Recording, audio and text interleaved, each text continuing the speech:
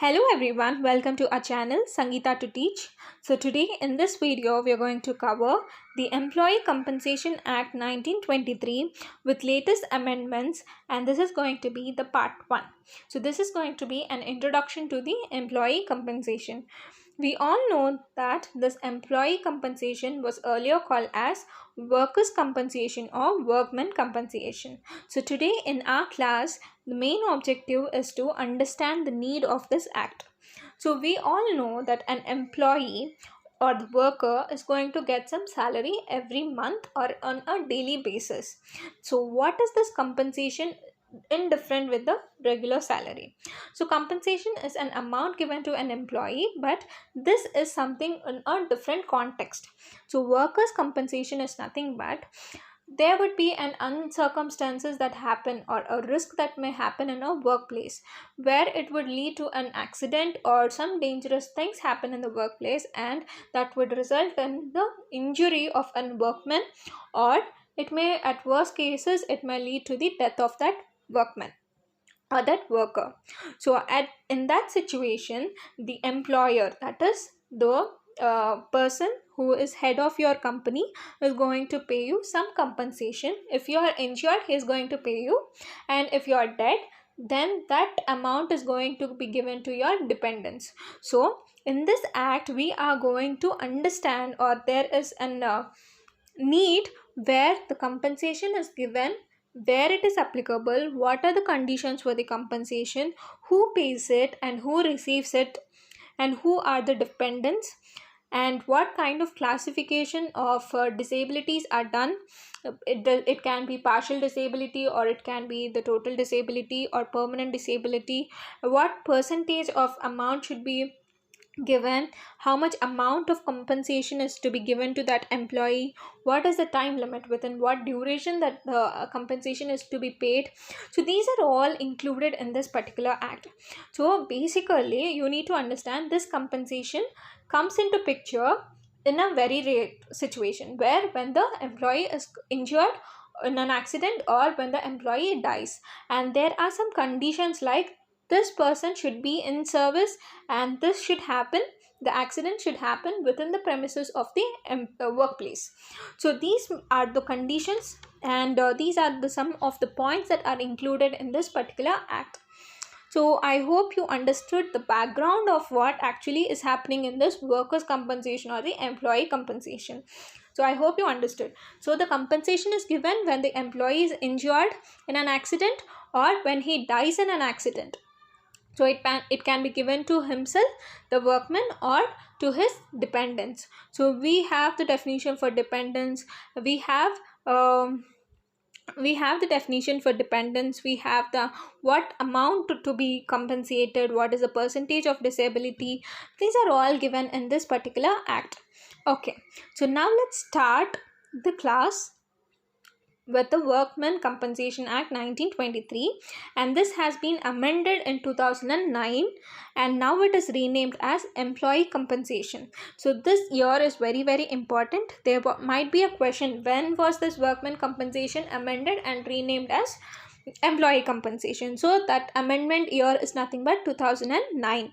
So wherever in this act there is a word name workman or workman, there we replace it with the employee.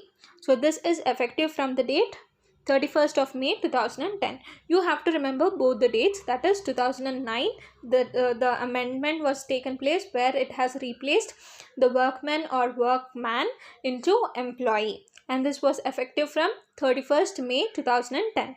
So the next point is that it aims at providing the financial protection. So as I said you, when the it can be given to the workman or his dependents. Financial protection when there is an accident or when there is a death of that workman. So the next point talks about in case of accident arising out of and in course of employment. So it is not given to a retired person or somebody, but he should be in service in the employment and in the premises of the workplace, and it may be causing, the result may be death or the disablement of the workman, then only the compensation is going to be paid. Okay, I hope till here the the discussion is clear. Okay, and this has came into force on 1st July 1924. This date is also important. This can be a direct question. So the Workmen Compensation Act has come into force on 1st July 1924. So the next point is, this extends to whole of India, including Jammu and Kashmir. And the next point is, it is a social security legislation. There may be a question whether the Workmen Compensation Act comes under the protective legislation, or what kind of legislation. So this comes under the social security legislation. It is providing security or financial security to the employees. So it is called as social security legislation. So till here the slide is clear. So let's move to the next thing, that is chapters. The Workmen Compensation or the employee compensation is divided into 4 chapters, and the 4 chapters are, the first chapter talks about the preliminary, where we discuss the different definitions. The important definitions in this particular act are defined in this chapter called preliminary. The second chapter talks about the employee compensation. So in this chapter we are going to understand what percentage, while you calculate the compensation, what percentage is considered for death, what percentage is considered for total disablement or permanent disablement, or these kind of calculations are defined in this particular chapter 2, that is employee compensation. Coming to the chapter 3, we talk about the commissioners. So these commissioners will help you in getting your compensation given in given time. So chapter 4 talks about the rules. So these are the 4 chapters and you have to remember them. It might be a direct question also. So chapter 1 talks about preliminary definitions, chapter 2 employee compensation, chapter 3 commissioners, and chapter 4 rules. And in this act there are 4 schedules. The first schedule is further classified into 2 parts, that is part 1 and part 2. So the part 1 will talk about the list of injuries and the permanent total disablement, and part 2 will talk about the list of injuries and the permanent partial disablement. So see, the part 1 and part 2 is talking about the permanent disablement only, whereas part 1 is talking about the total disablement, whereas part 2 is talking about the partial disablement. So just remember, part 1 will talk about the total disablement. Okay, 1 will talk about the total disablement, whereas 2 will talk about the partial. So 1 will talk about the total. Just remember in this way. So 1 will talk about the total disablement, whereas part 2 will talk about the partial disablement, and both are permanent disablements only. Whereas coming to the schedule 2, it will talk about the list of persons who are included in the definition of the employee. So particularly in the schedule 2, we will have the list of persons who are included as the employees. If they doesn't fall under the schedule 2, then they are not considered as the employees. Okay, schedule 2 will have the list of employees who are included in the definition of employees. Schedule 3 will talk about the list of occupational diseases, and schedule 4 will talk about the relevant factor for working out lump sum equivalent of compensation amount in case of permanent disablement and death. So while doing some problems related to compensation, you will come across this relevant factor. So this relevant factor is based on the person's service in the employment. It depends upon the age of the person. So there is a fixed number given based on the service, based on their age. So that is called as a relevant factor. Based on this relevant factor, we are going to calculate the compensation based on whether the person is permanently disabled or based on their death. So relevant factor plays an important role in calculating the compensation. So these are 4 schedules and you have to remember because these might be asked in the match the following. So you need to know this. So schedule 1 will have part 1 and part 2, where part 1 will deal with the permanent total disablement, part 2 will deal with the permanent partial disablement. Schedule 2 will talk about the list of persons who are involved in the definition of employees. Schedule 3 will talk about occupational diseases. Schedule 4 will talk about the relevant factors. Right? Let's move to the next slide. So where it is applicable. So basically, where does the accidents happen? It may happen accidents or injuries. The more risk is in the hazardous occupations, right? Where it is applicable, maybe it is applicable in the mines, factories, plantation, transport establishments, railways, ships, constructions and circus. So there is a majority of risk happening in this area, so there it is applicable. So it is a common sense where the accidents happen more. It happens in the mines, factories and all, right? So you have to remember where it is applicable and where it is not applicable. So it is not applicable to armed forces. Remember this point, it is not at all applicable for armed forces. It is not applicable for employees under ESI Act. ESI Act is nothing but Employee State Insurance Act 1948, because they are already getting the insurance. So they are not applicable in this particular act, and casual workers are also not applicable. So where it is applicable and where it is not applicable is very, very important. This can be a direct question as well. So based on where the accidents occur, you can differentiate, and where it is not applicable also you have to remember. Okay, coming to the chapter 1 preliminary, the definition of the dependent, which is very, very important. So to remember this section, it's dependent, so D, so the section falls under section 2 of D. Okay, simple and easy. So there are different definitions for the dependent based upon wholly dependent, partially dependent, or wholly or partially dependent. So there are 3 categories: wholly dependent, partially dependent. Partially is nothing but he might be a relative, so then he falls under the dependent, or he might be a wholly or partly related to that person who is dead. So who is wholly dependent on the earnings of the employee at the time of his death is nothing but a son or a daughter who has attained 18 years or who is infirm. Infirm is nothing but who is mentally handicapped or physically handicapped, where he is completely dependent upon his father or mother. So the person who is dead, the workman or a worker who is dead, can be a lady or a gentleman. So who is wholly dependent? His son or daughter who has attained 18 years. So wholly dependent, you have to remember it is only son and daughter who has attained 18 years, and also the infirm. So whereas dependent who means to be their relatives of the deceased employee can be a widow if the person who has died is a male person, then the female would be widow, that is his wife. If the person who is dead is a female person, that is her husband would be the relative of her.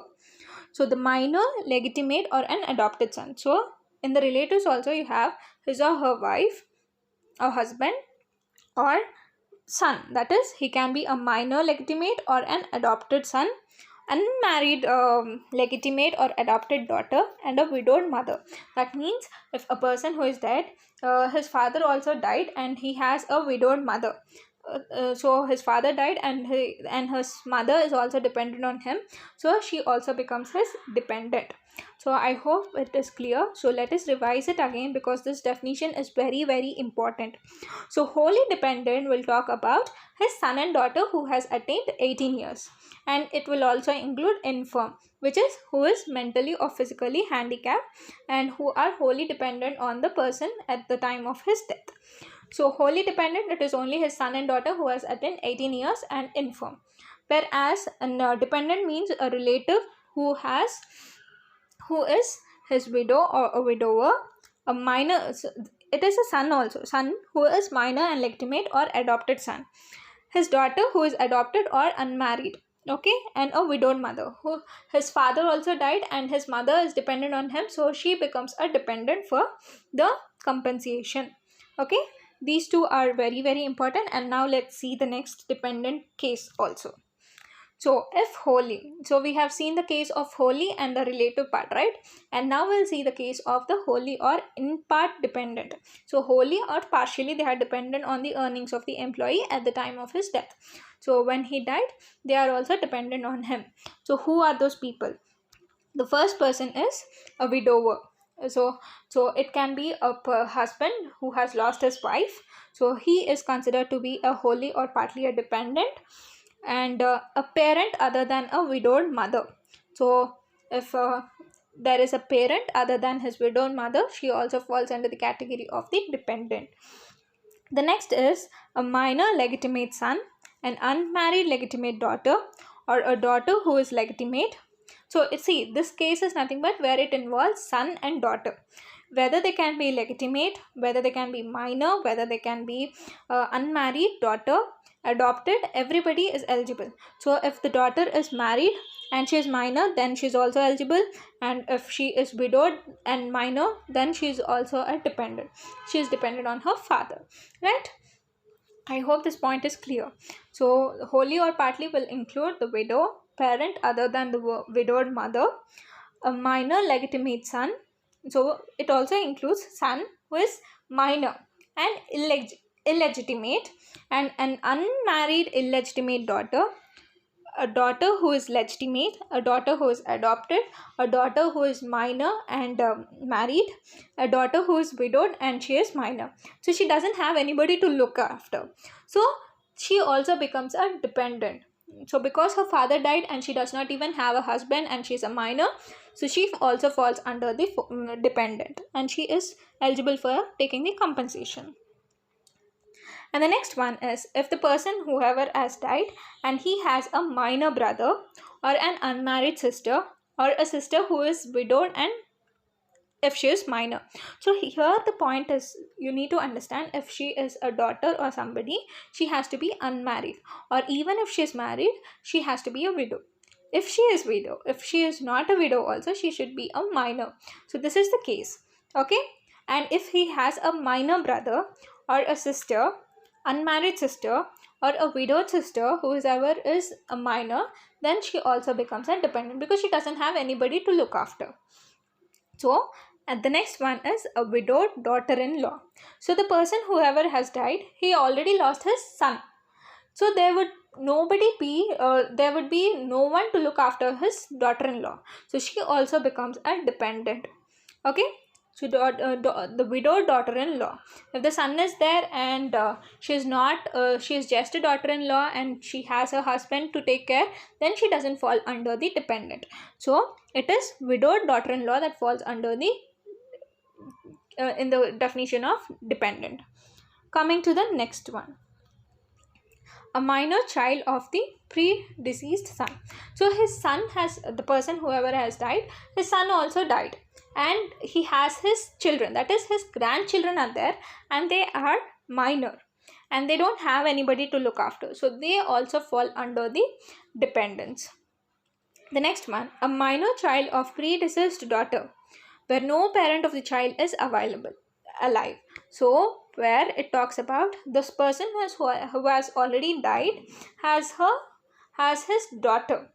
She also died, and her husband is also not there to take care of their children. So this grandchildren, his grandchildren also comes under this word, the definition called as dependent. Parental grandparents if no parent of an employee is alive.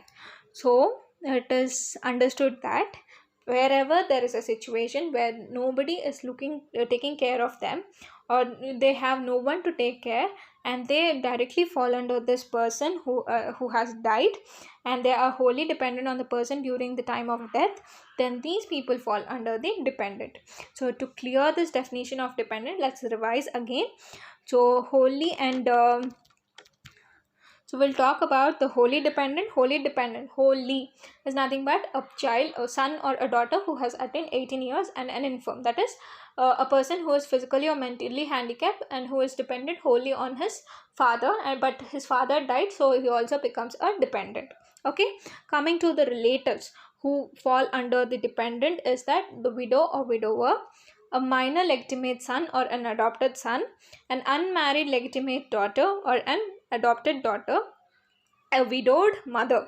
That means his father also died and she has no one to look after, and her son also died, so the widowed mother also becomes the dependent. Coming to the wholly or partly dependent on the earnings of the employee at the time of his death, it is nothing but a widower, a parent other than the widowed mother. That means his father, his mother, widowed mother other than his parent. Okay.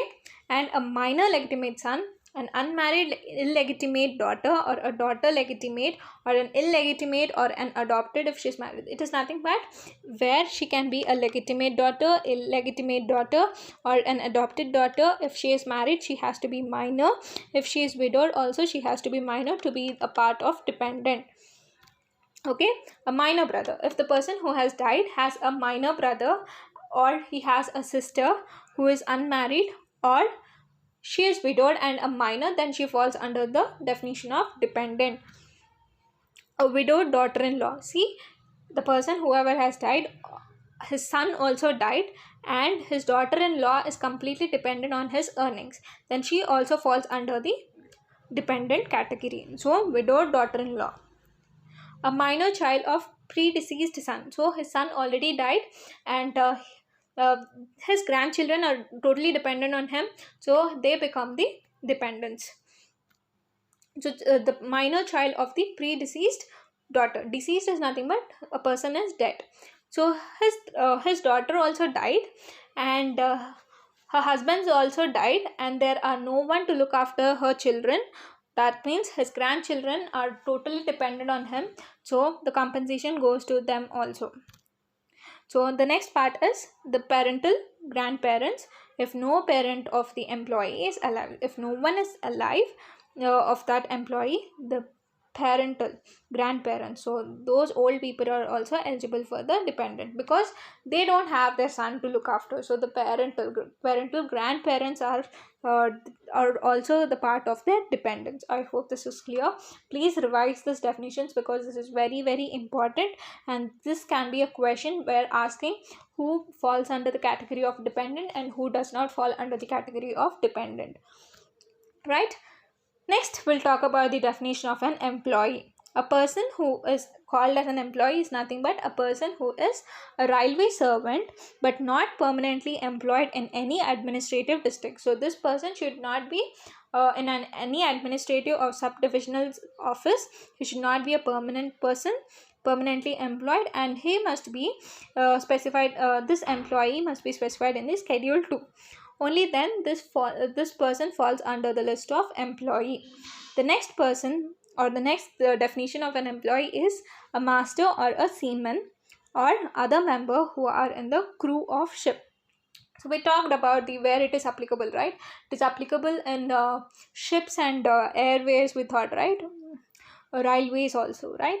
So the master and the seaman that are other members of the crew of ship, and also the captain and other members in the crew of aircraft, or a person recruited as a driver, helper, mechanic, cleaner, or any other capacity in the connection with the motor vehicle, where we discussed about where it is applicable in the transport establishments, right?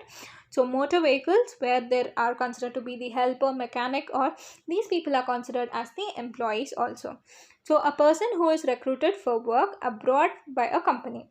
So if that is being specified in the Schedule 2, these people will also fall under the definition of the employee.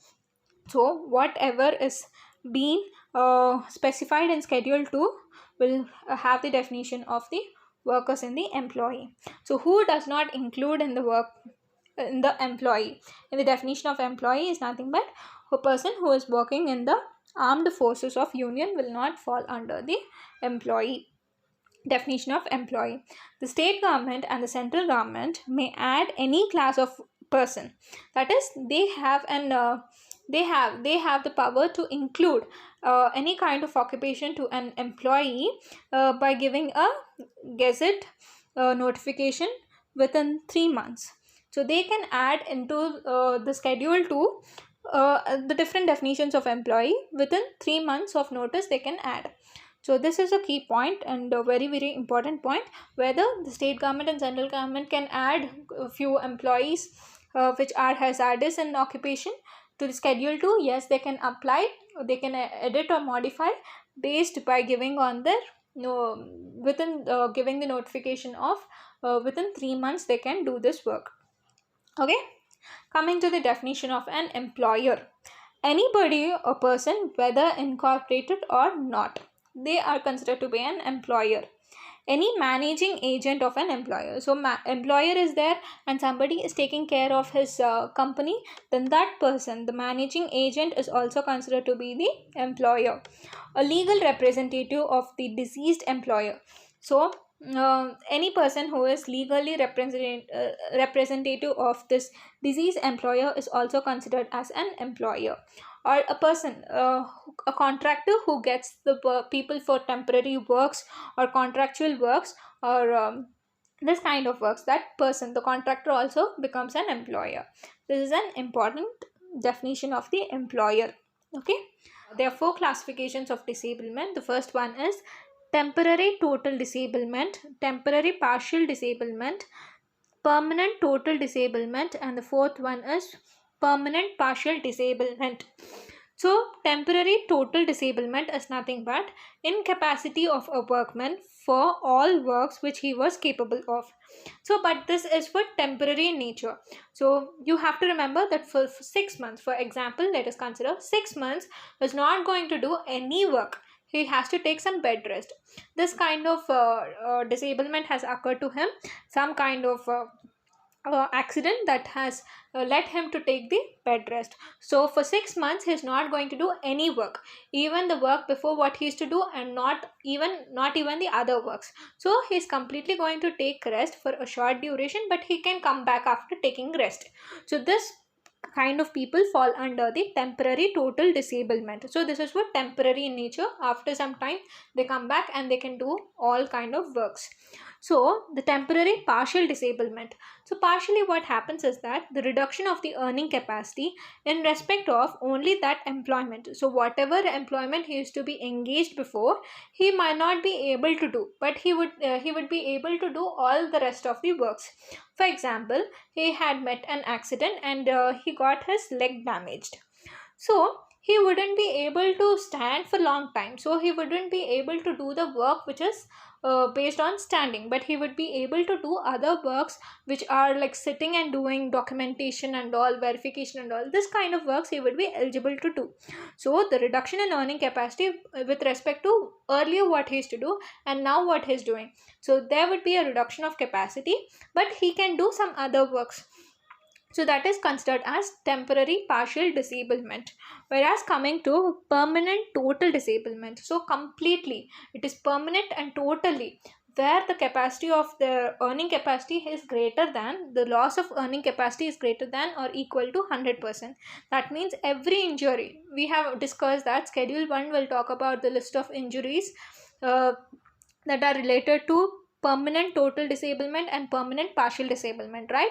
So every injury that is in the part 1 of schedule 1 and combination of injuries in the part 2 where the loss of earning capacity is greater than or equal to 100%, where his both the hands and legs are damaged and he is not going to do any kind of work.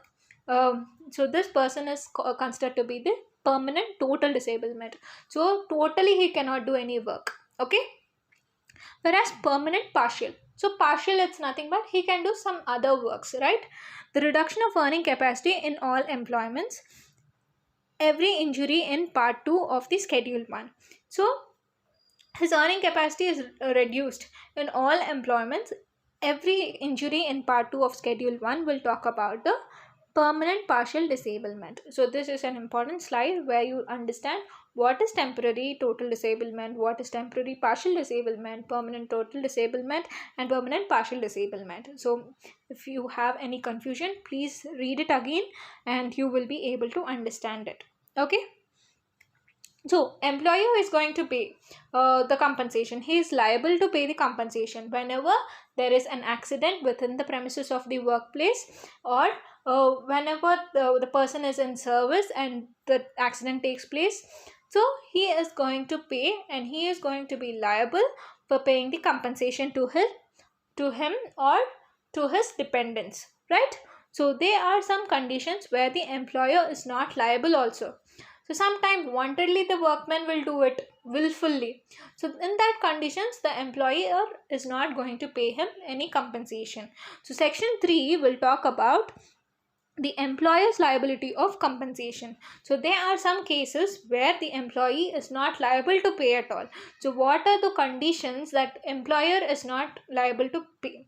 So the first condition is that when the injury resulted in disablement not exceeding 3 days. So if the injury is less than 3 days and nothing much serious, then he is not going to pay any compensation. So if it is exceeding 3 days only, he is going to pay the compensation. Whereas next one, if the injury happens to an employee wantedly by under the influence of drinks or drugs. See, wantedly he has taken drinks and drugs, so then the employee is not going to pay the compensation. Willful disobedience of safety rules. Wantedly he is not wearing any safety rules, is not following any safety instructions, willfully doing it, then the employer is not going to pay him the compensation. Willful removal or discard of the safety. Willfully is removing that nothing is going to happen to me and I am going to just try, then this person is not going to get the compensation. So there are also cases where the employer is not liable for the compensation.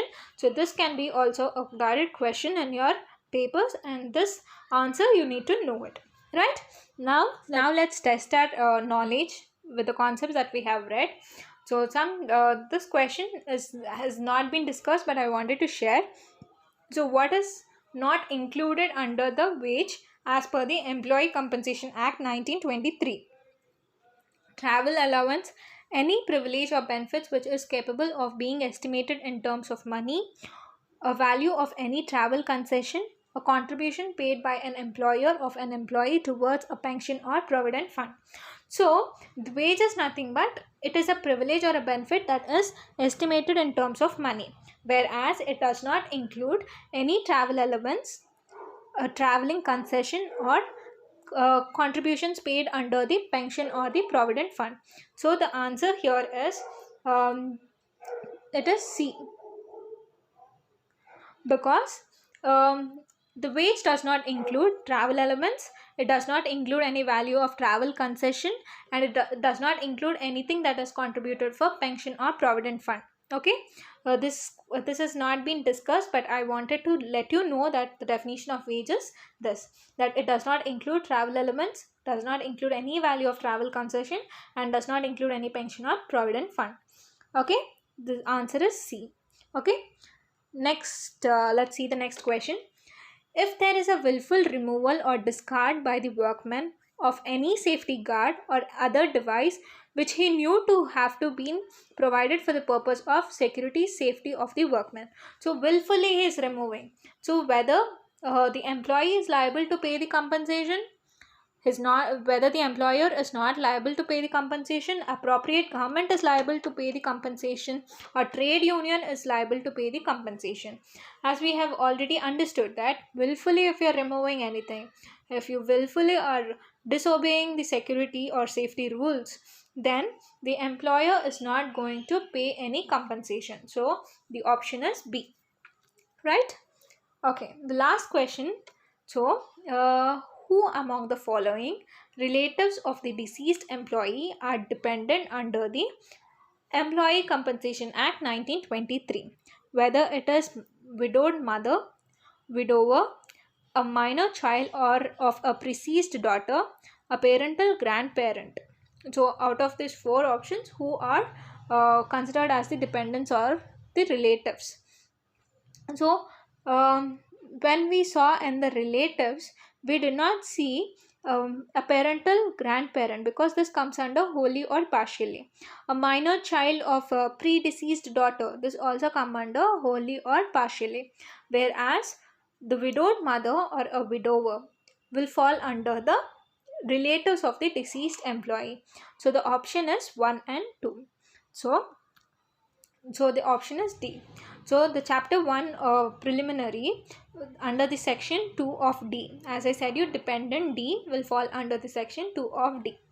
So dependent means any of the following relatives of the deceased employee, namely a widow, a minor legitimate of or an adopted son, or an unmarried legitimate or an adopted daughter, or a widowed mother will fall under the relatives of the deceased employee. So I hope this video was helpful for you all, and in the next video we'll talk about the how to calculate the compensation within the time limits on when to be paid, what is the duration within to be paid for the compensation, and we'll talk about the different things, and we'll solve a lot many problems related to compensation. And a small request for everyone whoever is asking me for PDF, I please request you all to have our own handwritten notes, so that this will be helpful for you for your quick reference. Whereas if I keep on giving you PDFs or PPTs, that would be where it would fill your mobiles or systems with PDFs, but I don't think you will recheck them. So I want you all to write your own handwritten notes where you can have a quick reference.